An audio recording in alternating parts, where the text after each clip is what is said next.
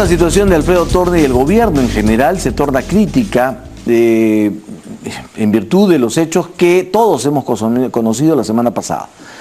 No solamente fue sometido a una participación en el Congreso acelerada, además, sino que la relación entre la oposición y el gobierno se torna realmente cada vez más difícil de solucionar. Estamos con Juan Cheput. Invitamos también a miembros del Fujimorismo. De hecho, un vocero del Fujimorismo aceptó venir a este programa. Sin embargo, hoy, hacia la 1 de la tarde, ya en el Día del Padre, día domingo, pues nos cancelaron esa participación. Les dimos la oportunidad. Por tanto, no podemos hacer más. Hemos tocado diversas puertas y llamado a diversos teléfonos, pero no ha habido suerte. De todas maneras, nosotros siempre tenemos la línea abierta por si quieren participar. Pero está con nosotros Juan Cheput, el otro lado de este conflicto. Don Juan Cheput, muy buenas noches. ¿Cómo estás, Enrique? Un placer. Muchas gracias. Feliz Día del Padre a ti. Muchísimas gracias. Y también para toda su familia. Muchísimas gracias.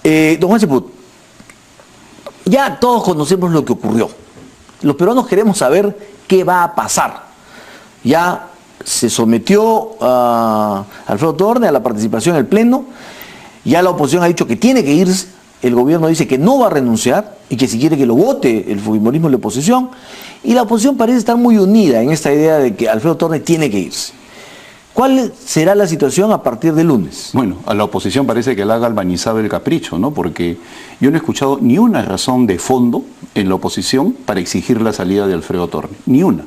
Ellos han tenido la oportunidad de plantearlo en el debate. Durante las últimas 3 semanas, a lo largo del desarrollo, de la discusión por el audio, han podido plantear algo, pero no han planteado ni una sola razón de fondo. Nosotros sí tenemos razones de fondo para señalar que Alfredo Torne tiene que seguir al frente del Ministerio de Economía, y lo voy a enumerar. En primer lugar, ya se están viendo elementos que nos permiten decir de que hay una reactivación. Incipiente, pero reactivación al fin y al cabo.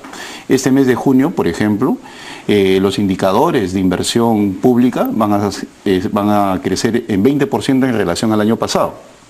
Por otro lado, el periplo que ha tenido el ministro Alfredo Torne con el presidente de la República en la Unión Europea va a permitir traer una serie de inversiones. Entonces, si las agencias económicas negocian, conversan con una persona como Alfredo Torne y luego ese sale del ministerio, pues ¿qué mensaje estamos dándole al mundo? Y más aún... Yo quiero interrumpirlo porque muchos economistas le darían a usted a la versión contraria.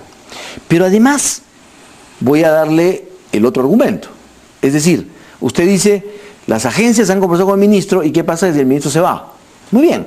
Todas esas agencias que han conversado con el ministro, han conversado con el ministro cuando no tenía problemas, ahora ya los tiene. O sea, tenemos a un ministro debilitado que no tiene la confianza del Congreso, que no tiene la confianza del país, porque muchos lo que señalan es que ha habido un error como mínimo de parte del ministro. Mira, las agencias se informan a través de las agencias que miden los grados de inversión.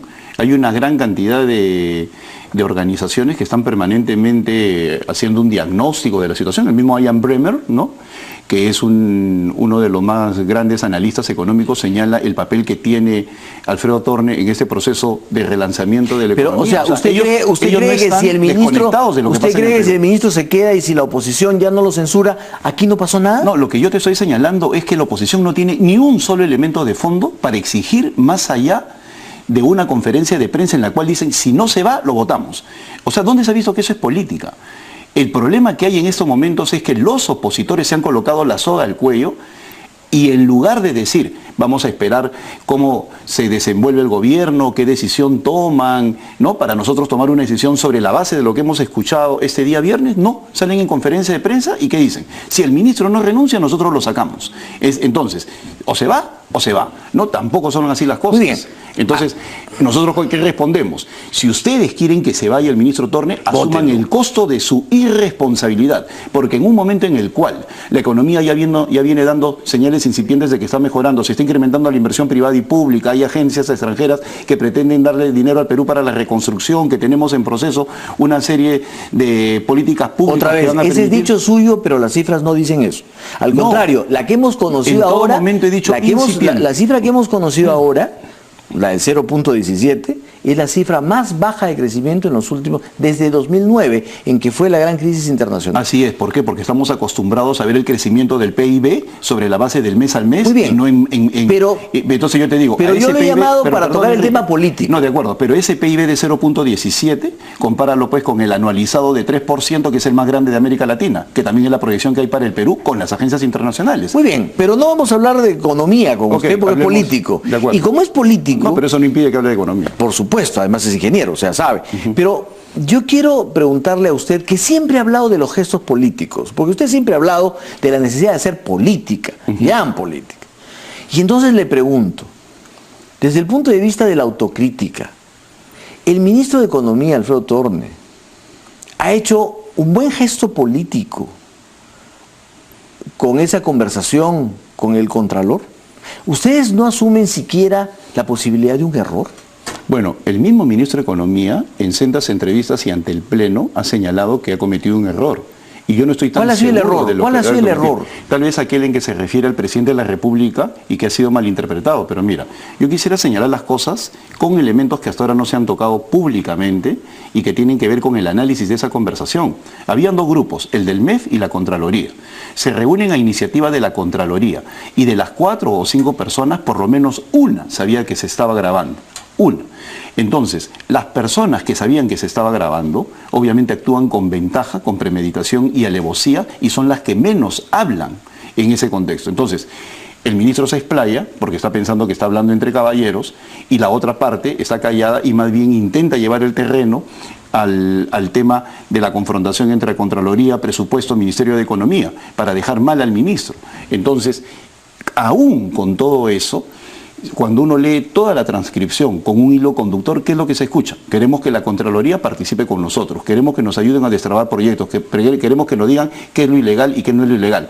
Errores que se cometen cuando se menciona al presidente, no como un condicionamiento, sino como que se tiene que modernizar la Contraloría, tal y como se hace en el caso del Poder Judicial, cuando se quiere quitar la discrecionalidad, que es lo que exige el Banco Mundial. Esa es una construcción suya, porque en realidad lo que dice es, por supuesto, el presidente me ha dicho que no va a firmar, Enrique, hasta que usted nos ayude. Y por supuesto que es una construcción mía, como pueden haber 30 millones de construcciones yo no le discuto eso, pero... Por la sencilla razón de que una vez que una conversación privada se hace pública, pues cada uno tiene su nivel de interpretación. Yo no le discuto eso, ni tampoco puedo ni por asomo pensar que en el caso de Alfredo Torne hay una intención ni delictiva, ni mucho menos mala en términos de lo que significa la conversación. Pero la conversación tiene rasgos que son discutibles.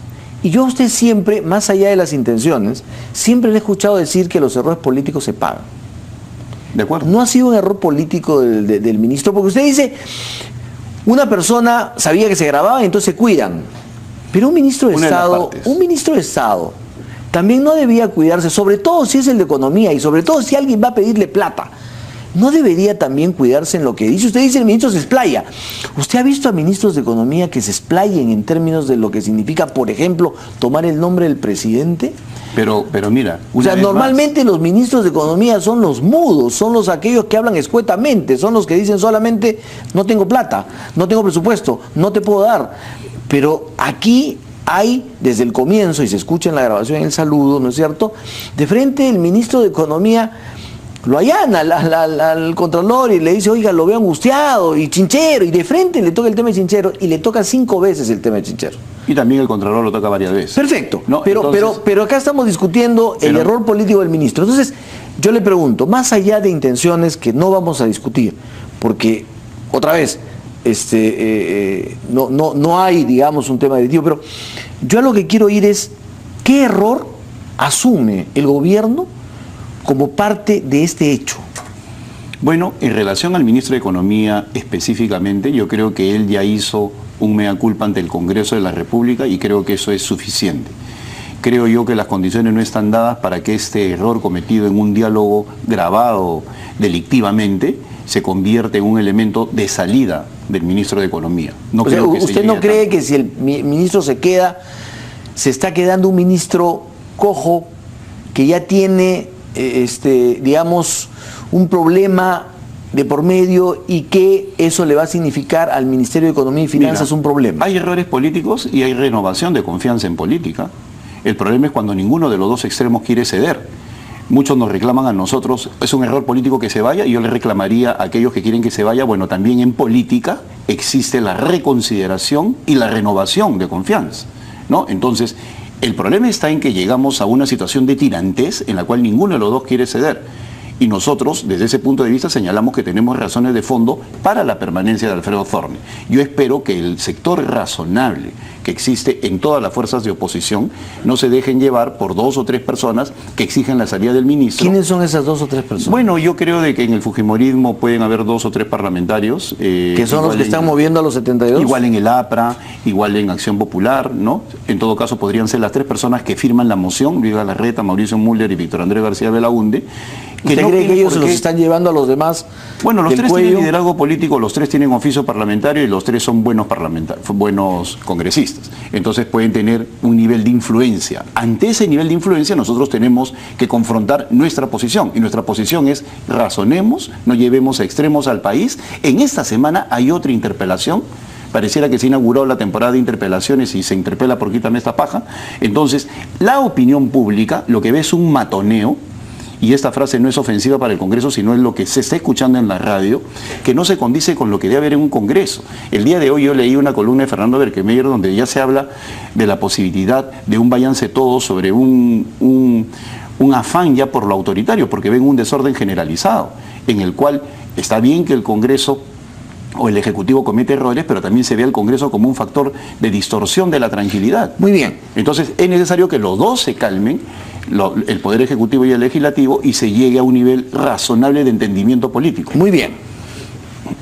Sabemos en qué situación estamos. Usted habló de capricho, los otros también hablan de capricho, porque dicen no se puede permitir que un ministro de Estado se quede cuando está desairando al Pleno, cuando además ha cometido los errores que ha cometido. En fin, los dos están... Jamás Alfredo Thorne ha desairado al Congreso. Ha ido en más de una oportunidad, a veces en la mañana y en la tarde, a comisiones. Bueno, ha ido a la Comisión de Presupuesto y ha ido al Pleno a ambos están en una situación, y eso lo hemos leído en un sinfín de columnas. Ambos están en una situación de extremos y nadie quiere ceder. En eso sí estamos completamente de acuerdo. Ya, pero el país no necesita el capricho de ninguno de los dos. El país necesita que se pongan de acuerdo, ¿no es cierto? En mi hipótesis también. Por lo menos, necesitamos un por nivel eso, de razonamiento de ambos. ese nivel de razonamiento, pero ninguno de los dos extremos quiere ceder. No, veremos entonces, cómo empieza ¿te la vas? semana. No te vas, no me voy. ¿Me interpelas? No quiero que me interpeles. Te interpelo, es abuso de poder. Ambos están en una situación, y hoy día es más, la vicepresidenta del Congreso dice de Keiko Fujimori que es una mujer que está, el término exacto es, no me acuerdo si... ¿Vicepresidenta del Congreso o...? Perdón, vicepresidenta de la República, okay. Que además dice que Keiko Fujimori en está... las tinieblas, algo así. Está, claro, algo así, ¿no es cierto? O sea, como quien dice, pues usted es una persona que actúa en la sombra. No. Yo he leído la entrevista y Meche no intenta decir eso. No. Meche lo que quiere señalar, y esto no es una interpretación, es una lectura plena, Meche lo que señala es que en el caso de Keiko haya optado por el perfil bajo, y obviamente sería bueno que una lideresa de esa categoría, que es la lideresa absoluta de la oposición, pues pueda tener ella una imagen más alta, sobre todo en este proceso de discusión pública. De ninguna manera hay una mala intención en las declaraciones de Meche. Pero la frase que se usa, no sé si es la más adecuada en este caso, pero en fin. Muy bien, entonces, ¿qué hacemos? ¿Qué gestos tiene que dar cada uno? Incluso Monseñor Cipriani ha salido a decir, ya fue un fracaso pues la reunión en la que estuvieron, no se ha logrado nada. Muy bien, ¿cómo resolvemos esto? Yo creo que Monseñor Cipriani es una persona clave y él tranquilamente puede entender, porque es una persona muy inteligente de su eminencia, que es fundamental insistir con el diálogo, y yo no veo ningún problema en que ambas personas vuelvan a juntarse. El diálogo es inagotable en materia política. En lo que se refiere a la oposición y al oficialismo, pues tenemos que ver los elementos para proceder a conversar y tratar de construir una agenda común, que es lo que venimos planteando hace tiempo y también Meche repite hoy. Perdón, la frase exacta es: Keiko está en las sombras y no sabemos exactamente qué quiere. ¿Usted cómo interpreta cuando alguien dice Keiko está en las sombras? Bueno, lo que yo quisiera es que se lea la frase completa, en la cual ella señala que le gustaría que tuviera un perfil más alto, algo así más o menos, y que por lo tanto participe más en todo lo que se refiera a discusión de las políticas públicas. O sea, si Keiko lee la entrevista completa, se va a dar cuenta de que esa frase está enlazada con otro... ¿Y qué significa que participe argumento en las políticas públicas? Lo que sucede es que Keiko... O sea, ¿están pidiendo ustedes un cogobierno? ¿Están pidiendo un acuerdo explícito? ¿Qué están pidiendo? No, yo creo que lo que debería haber es saber qué es lo que quieren en términos de alternativa.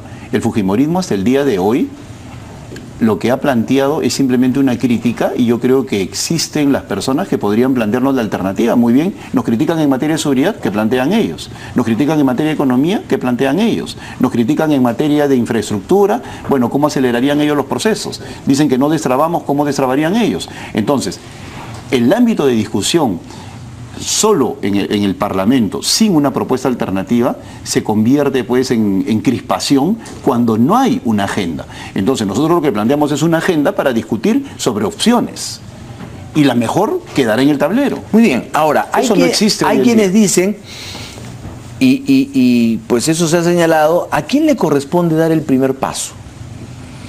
Al gobierno. Y para algunos ese primer paso es el indulto a Alberto Fujimori. ¿Usted está de acuerdo? Bueno, yo he señalado que estoy de acuerdo con el cambio de régimen penitenciario como una primera etapa.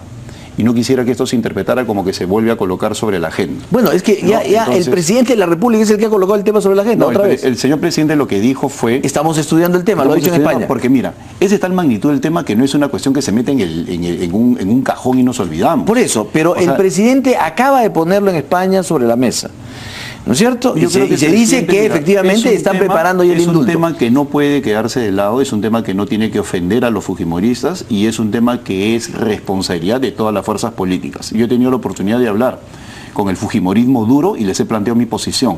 Este no es un tema de Pedro Pablo Kuczynski o Peruanos por el Cambio y del fujimorismo, es un tema de todas las fuerzas políticas por las implicancias que va a tener.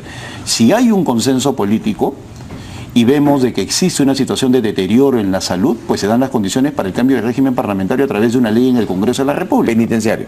Régimen penitenciario, que puede ser una primera etapa para el indulto definitivo, en el cual se tiene que tomar en cuenta a las víctimas para comunicarles de nuestra decisión. O sea, es un tema que compete a todo el país. No es un tema cuando el fujimorismo parlamentario dice que Pedro Pablo no se meta y el fujimorismo duro nos felicita, o cuando dicen que este es un asunto solo del fujimorismo o de la familia, etcétera, etcétera, nos equivocamos todos, porque es un asunto de todas las fuerzas políticas. Pero mi pregunta era, ¿ese es un primer paso? No, yo creo de que el primer paso debe ser la construcción de una agenda común de reformas. Ya, pero ¿quién da el primer paso? ¿Cómo se resuelve esto? Bueno, porque claro, estamos con el primer paso, pero ¿quién lo tiene que dar? A ver, para decirlo más prácticamente, ¿cómo visualiza usted ese primer acto? Ya, el primer acto... Hubo uno primero que fue la reunión en la casa de Monseñor Cipriani, cero. Acto número 1, el presidente de la República se reúne con Keiko Fujimori. ¿Quién debe convocar?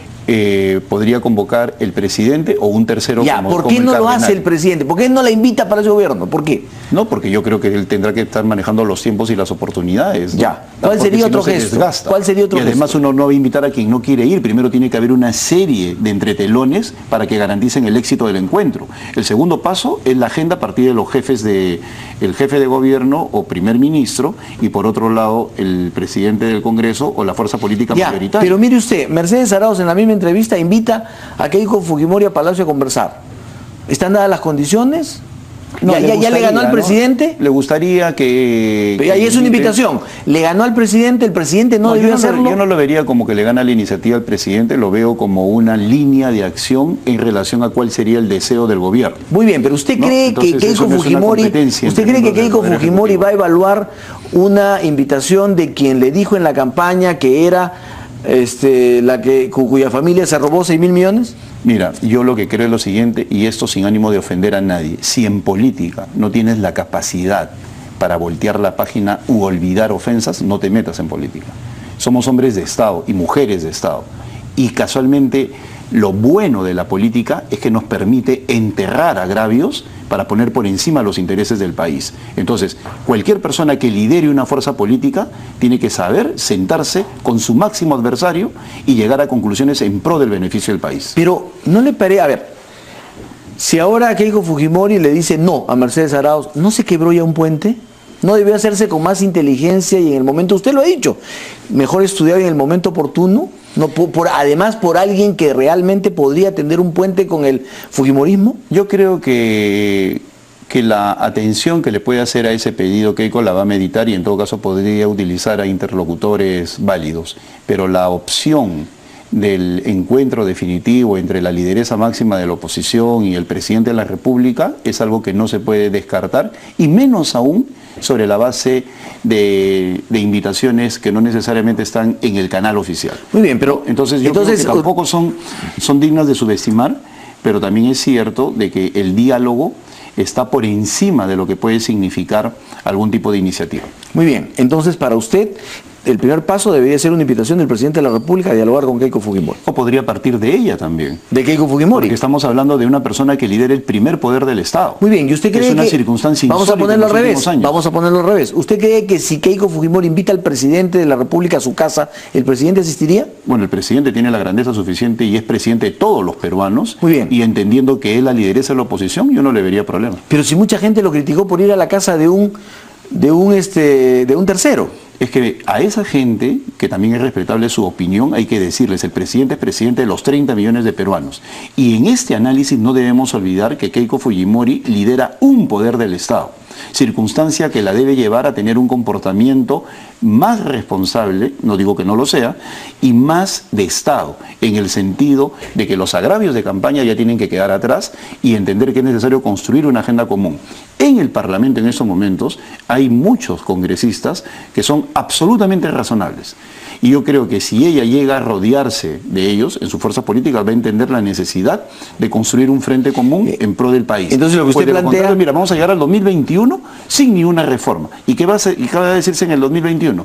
Bueno, el Ejecutivo quiso o no quiso, pero también el Congreso quiso o no quiso. Muy bien. Porque estamos hablando de dos fuerzas. Es obvio que los dos pierden. Por supuesto. Y no sé si lo entienden y debe todavía. Quedar absolutamente claro. Y no sé si lo entienden todavía, parece que no. Pero entonces... O llama el presidente a Keiko y le dice vente a Palacio, o llama a Keiko al presidente y le dice al presidente lo invito a mi casa para conversar. ¿Usted diría que ese es el primer gesto importante? El primer gesto es que las personas que son conscientes de su liderazgo y que tienen... Pero estamos hablando de política práctica, en este momento. Política práctica puede venir de cualquiera de los dos. Perfecto, por eso. Eso sería el punto de partida. Pero una reunión con un plan, con un proyecto. Como ¿no un tercero. Ya, pero con un plan, no como la reunión que tuvieron en la Casa de Naciones Planeada, donde fueron a ver qué pasaba y no salió nada. Las reuniones son el primer paso para construir una gran agenda nacional. No sucedió así en diciembre, pues. Bueno, es que en diciembre se dieron una serie de circunstancias posteriores que imposibilitaron un mayor entendimiento. Pero en esa reunión no quedaron en nada. Pero lo que sucede, mira, si nosotros llegamos a cómo son los acuerdos políticos, son procesos. Yo creo que a partir de esa experiencia, hoy en día, cada grupo político tendría que designar sus operadores para que desarrollen lo que ellos analizan en la cumbre. Perfecto. Cosa que no sucedió en la reunión anterior. Debería haber eso ahora. Así es. Entonces, y tiene que ver con la falta de organicidad de nuestro sistema político. Pero otra vez, ahorita. Olvidan de bajar. Perfecto, pero otra vez, ahorita lo que la población está diciendo, ¿cómo cerramos este capítulo? Lo demás, o sea, ya la teoría larga, eso es desarrollo. Pero lo que la gente quiere es solución hoy. Para no seguir viendo lo que, imagínense, todos han terminado dando la razón a Kenji Fujimori. Es algo que se hubiera sido impensado hace un año. El Coliseo de la República. No quieren ver más el Coliseo de la República. Yo tengo el mejor de los conceptos de Kenji, me he reunido con él hace poco y la verdad es que he tenido una grata sorpresa en mis conversaciones con él. Muy bien. Entonces yo creo que él también es un factor interesante en lo que se refiere al mayor entendimiento dentro de las fuerzas políticas. Muy bien, pero entonces una reunión entre ambos sería la solución. Y usted dice la discusión de la situación de Alberto Fujimori. Y sobre todo se tiene que entender que no estamos en competencia y que está de por medio el futuro del país y que ya existe un nivel de desagrado en la opinión pública que está llegando a niveles ya de intolerancia y búsqueda de autoritarismo. Por lo tanto, están perdiendo todos. Sea quien sea el que tome la iniciativa o dé el primer paso, va a tener ante la opinión pública la ventaja de saber que deja de lado cualquier tipo de diferencia y piensa primero en lo que necesitamos. Muy bien. Creo que ese va a ser el mayor premio que recibe el que tome la iniciativa. Don Hacheput, Dios y las partes en conflicto lo escuchen y ojalá tengan la grandeza de dejar de lado todas sus diferencias y se pongan al medio donde estamos todos los peruanos desesperados porque la verdad no avanzamos en nada. No avanzamos en nada. Hay un y entrampamiento dañino, y vamos a tener, ya tenemos un año perdido, lo seguiremos teniendo. Muchísimas gracias por Muchas su presencia, gracias, muy amable. Gracias. Vamos a una pausa, regresamos para hablar con Elmer Cuba y es la situación económica del país.